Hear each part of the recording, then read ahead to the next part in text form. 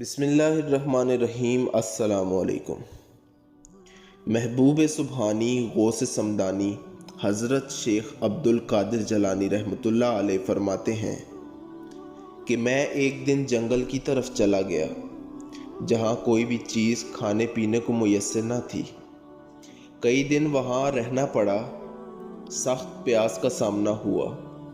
میرے سر پر ایک بادل کا ٹکڑا نمودار ہوا، اس سے کچھ پانی کے قطرے گرے جس کو میں نے پیا۔ اس کے بعد ایک نورانی صورت دکھائی دی جس سے آسمان کے کنارے تک روشن ہو گئے، اور ندا آئی، اے عبد القادر، میں تیرا رب ہوں، میں نے تمام حرام چیزوں کو تمہارے لیے حلال کر دیا ہے۔ میں نے فوراً اعوذ باللہ من الشیطان الرجیم کی تلاوت کی، روشنی بھی فوراً ختم ہو گئی اور وہ روشنی دھوئیں کی شکل اختیار کر گئی۔ پھر اسی طرح ایک اور ندا آئی، اے عبد القادر، تیرے علم نے تجھے بچا لیا۔